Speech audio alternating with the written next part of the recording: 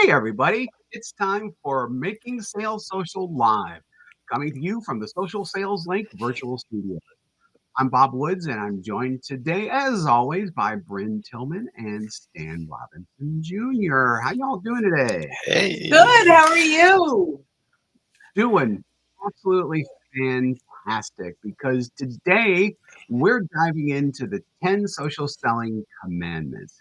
So, this is both a fresh perspective on and a great summary of the principles that guide authentic and effective social selling on LinkedIn and, just kind of mindset stuff in general. These commandments are designed to help you build real connections, create value, respect the sales process, and build, relationships because it's what we're ultimately all about. So whether you're new to social selling or a seasoned pro looking for a refresher, this episode is for you. So unless y'all have anything to add to that before we get into the list, let's just go ahead and get into the tablets or whatever you want to say that have been delivered. Delivered from Mount Sinai. No, yeah, Exactly. So no, the just for the record, these are not officially God oh no, we're commandments. having fun. We're having fun with the 10 commandments things. They're But just, that just being said, these are real. So definitely follow these. yeah, they're Follow this. social sales link anointed. Yes, exactly. Yeah, there you Ooh, go. I like that. That's a good way to put it. So, number one, the connect and pitch is a bait and switch, which means, in other words, it's bad. Don't do it. Absolutely don't do it. Stan, do you want to take that a little bit more?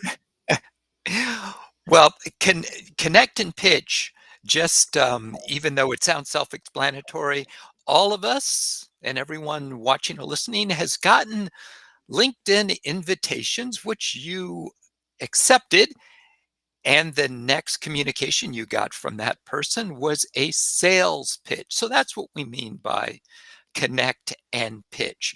So one of the things we're trying to do is help you avoid becoming that guy on LinkedIn that everyone wants to get away from instead of forming a relationship with.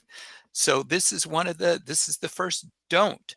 Do not invite someone to connect on LinkedIn. They do you the honor of accepting your connection request, and then your next message to them is a pitch about whatever you have to offer. Because that's probably not why they accepted your invitation, was to get your pitch. Yeah. Anything Yeah, you'd like to add, Brent? Yeah, I do because I think that this is the biggest broken commandment that I see, right? So this is what on a daily basis, as soon as I accept someone's connection request, they immediately try to sell me. We have to earn the right for someone to want or even have slight curiosity in what you sell. So it really does exactly the opposite of what you're trying to achieve. When you pitch too soon, you isolate yourself from these folks. They want nothing to do with you. And in fact, you can even get blocked, and you get that enough, you'll get shut down. It just doesn't do what your goal is, right? So if your goal is to connect and be a resource and share value that leads to your solution, you're going to be much more successful. So, yes, the connect and pitch is a bait and switch. And it's really important that you get into the eyes or of the consumer of your content and say, if I received this, how would I react to it? We've all been victims. We should never be the victimizer. yeah, and just remember that when you receive one, or if you're sending like that, it's considered a pitch slap, which I think is just the absolute perfect way to describe that, which I've also heard that used for people who actually use their connection requests to pitch before they even connect with someone. So you can also put that one into that commandment as well and consider that one an absolute no-no as well.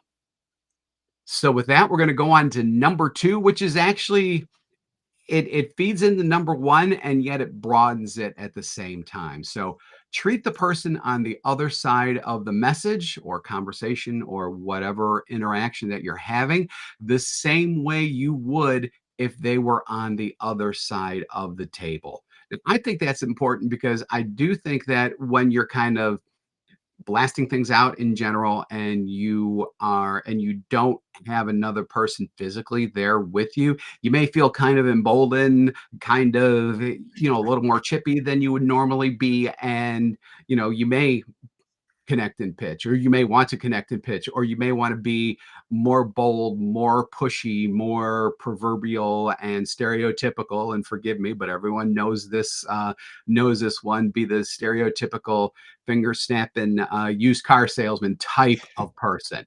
Now, would you do that if they were on the other side of the table, physically looking at you when you're doing whatever kind of communication you are? Most people would say no. And you certainly, more than likely, would not want to be treated like that as well. So remember that, even though you're on social and, you're using technology to reach out to people and everything else, you are reaching out to people. So always keep that in mind. And whatever it is that you're doing, just think to yourself, is this something that I would want to receive? I'm just going to piggyback on that, and often if we can stop thinking of them as a lead, but thinking of them as a human being, we're going to handle our communication in a much more effective way. So when we talk about the other side of the table, picture yourself at a networking meeting. What is it that you would say if you met someone? You would not immediately walk up and go, "Hey, Stan, I'm Bryn Tillman. We help people just like you do X, Y, and Z. Are you interested in having a demo of our product?" No, we would never. We would get kicked out of the event. So it is so important that we embrace as Bob said, that we're embracing the human being on the other side of this message. So Stan, want to round that out?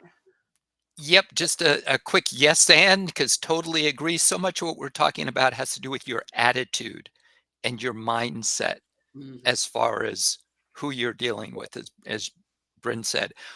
One thing, or one way that this helps me, is if I have trouble thinking about how to word a message to someone. Mm. Okay, early in the Mhm. relationship, before we start thinking about what we have to offer them, is what would I say if I was standing in front of the person? And then a lot of times it just gets a lot easier and much more conversational. So it helps some of us who have a tendency to overthink what to say. Just ask yourself, what would I say if I was standing in front of Bob? It's a perfect way to think about it. I love that. That is absolutely perfect. So number three, and we're gonna let Bryn run with this one because this is one of her original phrases, and I think it's brilliant. Slow down your outreach to speed up your outcome, which actually, when you think about it, it's like that doesn't make sense, but when Bryn explains it to you, it makes perfect sense. So I'll start by when I was at Outbound, the way Jeb Blunt introduced me. He's like, "I teach how to speed sell, cold calling, quickly, quickly. Bryn teaches how to slow sell." And I'm good with that, right? I'm really good with that. And the reason I love this is it comes back to earning the right to have the conversation. We personalize more. We it, learn who is it that they follow, what's the content they care about, what, what industry do they serve, what's going on in their world, and we slow it down. Following this, this connect and pitch, and following like the speed to sell. This is really about pacing yourself to have the right conversations that engage your buyers. And that's the key here, right? If you were in person, as Stan mentioned, and you're in person and you're having a conversation with them, it'll lead eventually to a conversation around your solution if the opportunity arises. But typically that's going to come out of your discovery questions, learning about them. And while we may not be asking discovery questions, we can certainly learn what a discovery question would lead us to based on their profile, on their website, understanding them so that our conversation is around what they care about, not what we want them to know. Mhm. Exactly. Exactly. So I think with that, because that was so brilliantly put, and that is a Bryn Tillman original, copyright trademark. We're just going to go on to number 4, which is kind of adjacent to it. Detach from what the prospect is worth to you and attach to what you are worth to the prospect, which is definitely a mind shift change there. And Stan, do you want to talk to that a little bit? Yeah, I'll start because this is another great mindset tip from Bryn. They're all And of ours. We yep, can all and take credit. we can Oh all yeah. take credit. Well, you only have to tell me that once. Yeah. So one thing that hangs people up a lot of times is commission breath and and thinking about, okay, what is this sale going to be worth to me? As opposed to thinking about what's the solution that I have to offer going to be worth to them in terms of solving something for them. So if you keep your mind on the prospect, which is what we've been thinking about, keep your mind on the person that you're interacting with and think of them as a person rather than, I know we say prospect all the time just to give you some frame of reference, but think of them as a person and how you can help them. And I'll end with that. That's awesome. Bob, you go and I'll close it out. Yeah. So it's basically, yeah, to me, it's almost like how sometimes salespeople are like, they have a little bit of self-doubt, or they don't believe in what they're doing. So, and I'm just adding into what Stan said here. So, detaching from what the prospect is worth to you and what you are worth to the prospect, you are worth something because you are the expert in whatever it is that you are doing. This means that the prospect is hopefully coming to you because they have a problem and they're hoping that you can solve it for them. At that point, you are worth something to the prospect. Now, don't let this, blow up your mind and you get egotistical and everything else about it. You should definitely be in a serving type of way when you're doing this. But when you do this, it just kind of changes your attitude about yourself. And if you're going into it with a servitude. I forget what the word is Yeah, there, but servant. servant. Thank Servant. you. I knew I was close. So when you go in with that servant mentality, you are really there to help, which is actually going to get into the next one a little bit more. But I want to that's what just, I'm feeling about it. I'll round this out with detach from what the prospect is worth to you and attach to what you are worth to the prospect is about you caring about solving their problem, their challenges, and helping them succeed, Mhm. not thinking about the sale. Yeah. When you show up as that resource, when you show up in a way that you truly care about learning their challenges, learning what's going on in their situation, and you bridge either your solutions to help them solve that, or maybe you are not the right solution, but you can connect them to the right solution. You have now taken into consideration that that prospect is more important than your commission. So when you really have this mindset, you won't connect and pitch. You will slow down your outreach, right? All of these things, you'll treat them like a human being, not a lead. All of the things that we've talked about come back to this concept, which is we just have to attach to the value we can bring to them. The sale will come when the time is right. Absolutely, absolutely. So number 5 definitely flows out of number 4, and this is a phrase that I heard a long time ago. I wish I knew who said it because I would give them credit. Oh, But I've been giving you credit for years. yeah, exactly. Yeah, Yeah, same I here. know. yeah, Yeah. Yeah, Um, it's a it's fine. We've used it enough. If someone watches this and you are the originator of this next phrase, let us know. We'll give you credit. But yeah, absolutely. Yeah, because until we then, are. Bob, go for it. Yeah. So here it is. Here it is. Stop telling people how you can help them and simply help them. I mean, we have seen so many people who feel like that they're up on stage and they're pontificating about how their stuff does things and how it can help.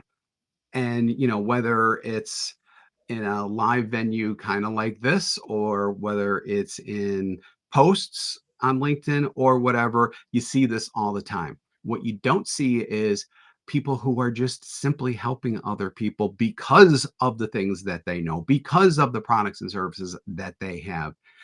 Just help people. I don't know how much more simply to put it, because when you do help people, you are not only proving that you are the expert in whatever industry that you're in, but that you also again have that servant mentality. You are there to truly help people with their problems.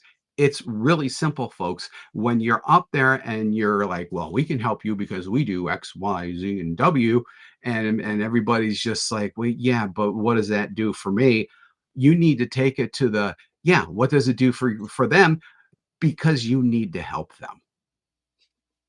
I mean, I'm happy to jump in this and then hand it back over to Stan. But what I get from this, and I will often say, rather than telling people how you can help them, simply help them, is sort of how I've adopted this. Mhm. But it's, even in our, and I'm probably jumping ahead with this, but even in our profiles, in our content, when in our messaging, when we talk about we help people just like you, when we talk about we've helped 27 of your competitors do X, Y, and Z, when we talk about and we start there, not case studies are important, but not at the top of the funnel. So when we are telling them very early on that this is how we can help you before we've helped them, they don't believe us because everybody is saying all these things. We can help you 10 times your, and I'm just going to share as we build out our marketing, right? And we've had professionals say, this is the verbiage that works. 10 times your sales. The three of us really sat down and said, what's realistic? Not 10 times your sales. If you have zero sales, you're going to end up with zero sales because that's the way the math works, right? So it's about being authentic, but also before you tell people what you're going to do for them, they need to experience a little of your insights. We do this through ebooks, through our podcasts, through our live streams. We do this through our blog posts. Through once a month we have open coaching to the whole world where we bring them unlimited, well, within an hour, unlimited support. Right?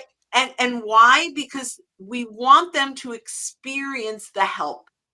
When you help someone and they find it valuable, they're likely to eventually want to buy from you. And if they're not, they're likely to recommend you to someone else that might.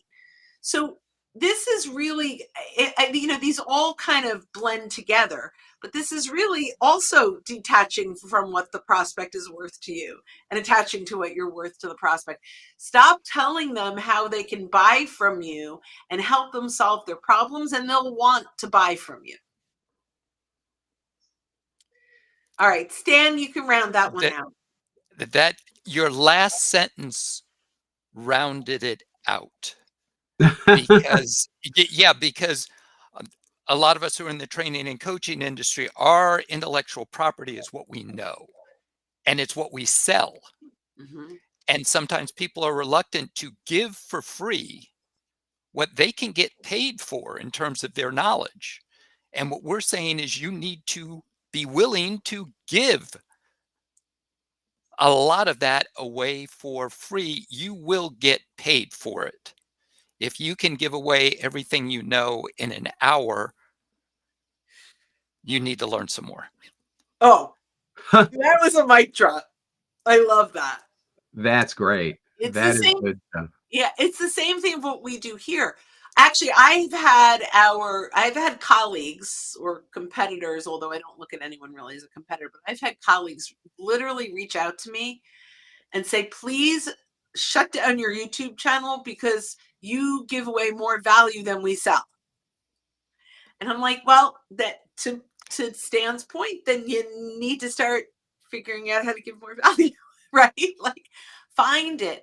And very few people can learn everything from your YouTube channel in 20-minute increments or right. And ultimately, unless you are selling only the training or the insights and you're not selling the guidance or the coaching, rarely are they going to be able to do it on their own anyway.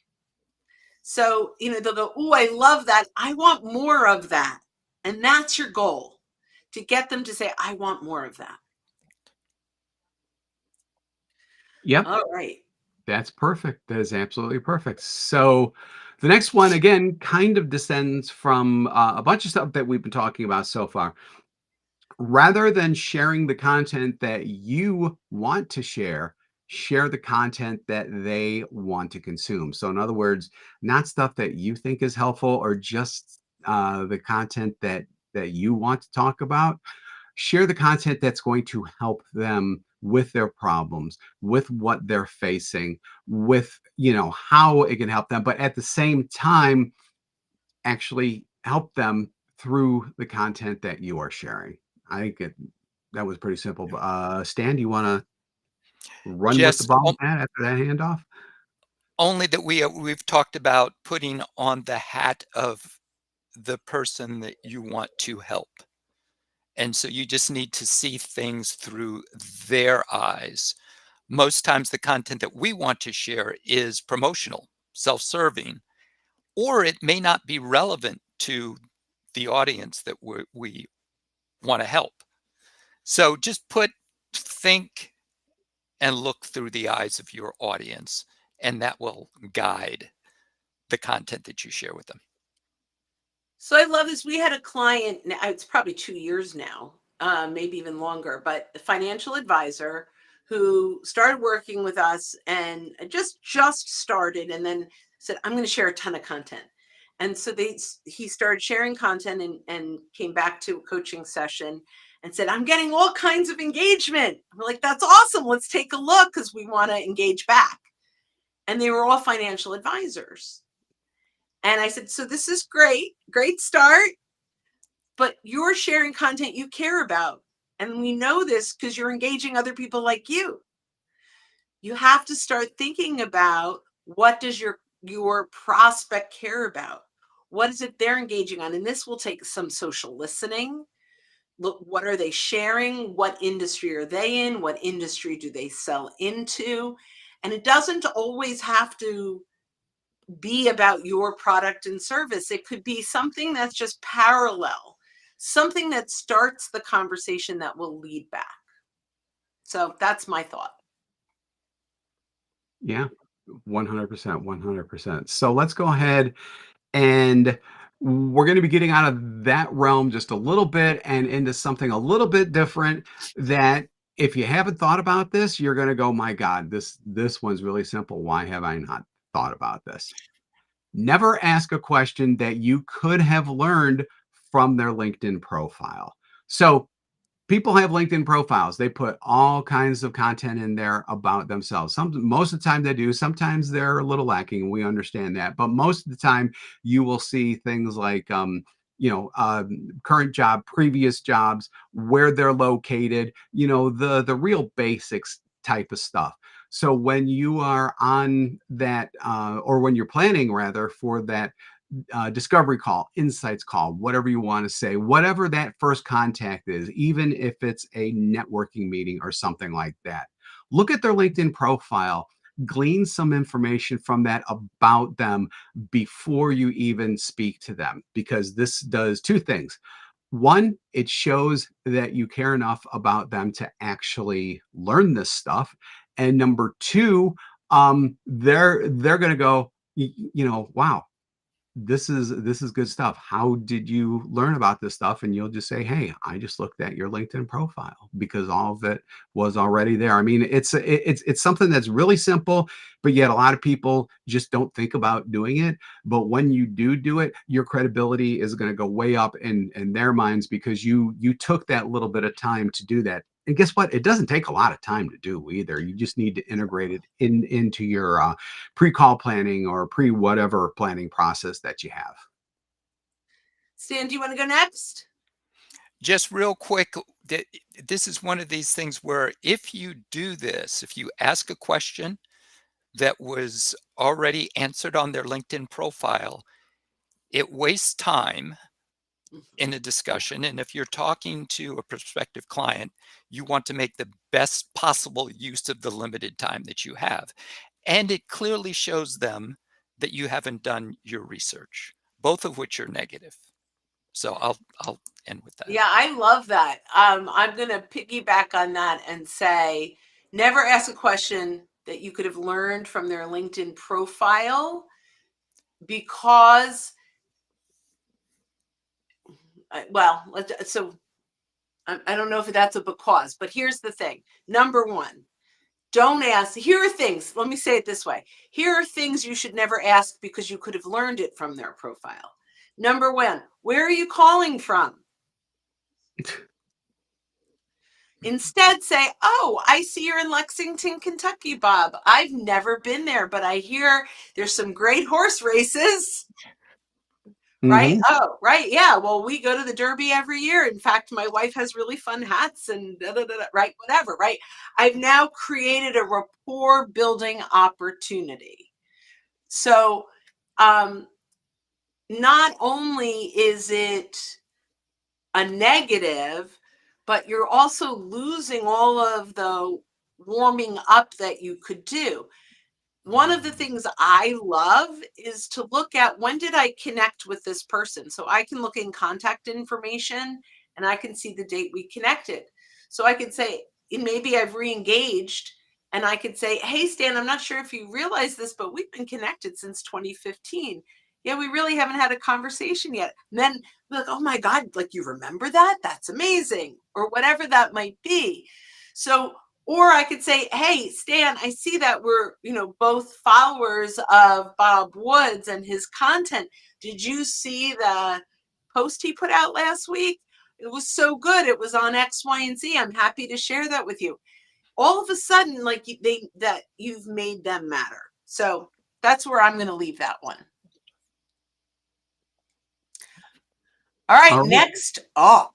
Next, yeah. So next, do not use automation on LinkedIn ever, ever, ever.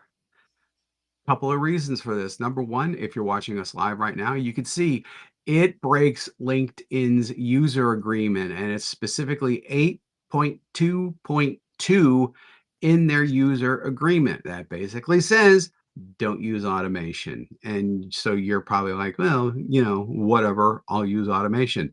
Wrong. LinkedIn is cracking down more and more and more on people using automation. They will suspend your account. They will shut down your account. I mean, it's their sandbox. You may disagree with what they're saying, but guess what? They own the sandbox, therefore they get to dictate the rules. And they do not want you using third party, specifically third party automation tools for content, for mainly for like messaging and for reaching out and things like that. The other thing that it does is it really takes away authenticity, because automation is usually a sequence. You normally have to determine what you're going to say in each message ahead of time. If for some reason someone replies back something different, but there's something else in the automation sequence that automatically sends something out, depending on that sends something out no matter what was sent into them, you're immediately going to lose that person, because they're going to, if they haven't guessed already that it's automation, they're definitely going to guess it at that point. So, two huge reasons not to use it. The overriding one, even disregarding everything else I said about the actual messaging, is that it's against user agreements, or LinkedIn's user agreement rather, and they're shutting people down because of it. So I'm going to just clarify. These are third-party automation tools. LinkedIn itself is actually starting to bring AI into its platform. So if it's on the LinkedIn platform, and we don't even know what that completely looks like yet, but I know on Sales Navigator, there's lots of research that you can do, and you can put in, there's a new, I don't want to speak too soon, but in the next couple of days, there's a new feature coming out where they're using an automated research that will help you in your prospecting. That's all okay. What Bob is talking about is the third-party Chrome extension, that products that are scraping content off of LinkedIn, and that it's the scraping the content that really breaks that agreement. So great, awesome. Oh, I have to look. I'm not ready for the next one. You're not ready for the next one. And yeah, I don't know. Stan, do you have anything you want to say on that topic before we move on? Nope. You all summed it up. Okay, number 9. We're almost home, folks, and we're a little long, so we're gonna wrap this up pretty quick here. Make sure your voice on social matches your voice in person. So, Bryn, do you want to take that one, because this one's really big, because there could be such a huge disconnect on what people sound like on LinkedIn versus a normal conversation, just like what we're having right now. Yeah. So when we use AI, it can use words and phrases that are clearly AI, like delve or fostering. Like those are words that they're using all the time. And while I used to use the word fostering, I no longer do, because it actually sounds like AI. So that's the first piece. The second piece is that when you are asking AI to comment, when you're asking AI to write a post, if you don't have the opportunity to add your thoughts into that prompt, it's not your thought. It's not in your voice. So anytime you are using AI, and shameless plug, we're launching Ask SSL.ai shortly. So reach out if you want to be on that waiting list. Most of what we do is make sure that before we complete a prompt, we're asking you your perspective, your thoughts, how you would access, or how you would perform, or how you would integrate, so that when that comment or that post or that poll is given to you, it's in your voice. It is critical. Oh, so critical is a word that AI uses. So maybe I'll say it is vital. Critical time. It is vital that you don't post something that doesn't sound like you in person. right? If you would not say it on a call, don't say it on LinkedIn or in your messaging. And speaking of saying, the easiest way to do that is to read it out loud.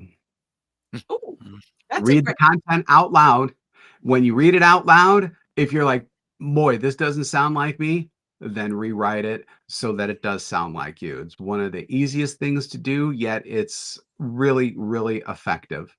And, keeping in mind, like Bryn said, there are some words that you quite frankly may use, but that AI uses as well. So definitely keep track of those so that you're not using that in your copy, and maybe even try to train yourself out of it in your own little brain, like my tiny brain that's always trying to train myself out of those things as well. Stan, do you have anything to add to that real quick? Just quickly, that this is a problem that existed pre-AI. If Yeah. someone else was writing your content, or if you were trying to copy someone else, maybe you didn't think you were a good writer. So we just come back to whatever you do, review the content, read it out loud, and make sure that it sounds like you. Yeah, I love that. Now, I think that that is amazing to think about because I really didn't. But when we hired ghostwriters, if they didn't interview you and they just went out and researched and wrote content, yeah, that was just as broken as this. Yep. Ooh. Yep. You guys always get me thinking. You do. An excellent point. So our last one, and then we're gonna bring it home real quick, and we're gonna do this one real quick too. Respect the inbox. So your offer of content, when you are offering content, should be permission based. So in other words, don't offer content and the link to it specifically proactively. In other words, you should ask first if they are interested in receiving that content. If they message you back and say yes, then you have permission to send that to them. And we learned that very specifically. We had someone who we, and I don't remember who, but who essentially told us, making a long story short, that it feels spammy if you send the link along with the offer, to really space it out and give it just a little bit of extra room so that it doesn't feel spammy, because you don't want to look like that you're being spammy when you're really not. You just want to share information, but yet there are times when, even though you have the right thing in your heart that you want to do, that the presentation of it may not be absolutely perfect. This is a way to get around all of that, and also show that you care enough to not just proactively offer something, and that you're gauging their interest in something before you send the link. Stan? Yeah, that's so well said. The main thing is respecting their inbox, and the fact that most of us have inboxes that are overflowing. And we're not talking about necessarily promotional content here. We're Yes. talking, even if this is content you feel or you're pretty sure this will be of value to them, it may not have anything to do with your solution. You think this will help them, still ask their permission, because it respects their inbox, it lets them choose, and it increases the likelihood that they'll actually read it. Yeah, I'm going to just close this out. I love everything you said, but respect the inbox. Your offer of content should be permission based. And we did the research to prove it. So we did have, and I believe it was Larry Levine who mentioned sending content without permission felt spammy. I will have to double check on that. Okay. But we tested it, right? So what we did is using Smart Links, which is a feature in Sales Navigator. We went to 100 first degree connections and said, hey, we came across this curated piece of content from Jeb Blunt, and I thought you'd find it valuable. Here's the link. And because it was in a smart link, we could see who clicked through, and we could see how many times it was clicked through. And we got 19. So that was pretty good. And we were like, oh, I don't think this is a bad thing at all. And Yep. then we did 100 messages permission based. Hey, came across this content, thought you might be interested. Here were some of our takeaways, or here were some of my takeaways. If you're interested, let me know. I'm happy to send you a link. 69 people responded, yes, please send it, and 58 clicked through. So not only is respecting their inbox the right thing to do, it's also more productive. And yes, this is where slow down your outreach to speed up your outcome comes in, right? Why did that happen? I believe, and we don't have any proof of what I'm about to say, but I believe there's FOMO, fear of missing out. If I don't ask you for it, I'll never get it. If I already sent it, I don't need to click through it. If I'm interested, I can come back to it later. Number one. Number two, they go, oh, wow, they thought of me. And it's a piece of valuable content that they're offering, but they're not spamming me with it. I'm much more open. The bottom line is the number three is it starts a conversation, even if it's a one word back. Would you like this? Yes. We now have and then I send it. We now have a conversation and engagement. And I really believe that at the core of all of this, if we are not starting conversations, then we are not social selling. We're just out there engaging. So that's my story, and I'm You're sticking to it. sticking to it. So we all need to stick to these things, and by following these 10 commandments, you'll always remember that LinkedIn and social selling are all about building relationships and bringing value, keeping your audience of prospects and your customers and even your networking partners and everyone, always have them at the top of mind. So with that, thank you for joining us for this episode of Making Sales Social Live. If you're with us live on LinkedIn, YouTube, or our other social networks, we do this every week. So keep an eye out for our live sessions. If you're listening to us on our podcast, which means it's recorded, and you haven't subscribed already, go ahead and hit that subscribe or follow button to access all of our previous shows and be alerted when new ones drop. Socialsaleslink.com/podcast is where you're going to want to go for previous episodes and to just find out more information about us in general. We do 2 shows weekly, this one and our Making Sales Social interview series, where we talk with leaders and experts in sales, marketing, business, and many more areas. So when you are out and about, be sure that you are making your sales Social.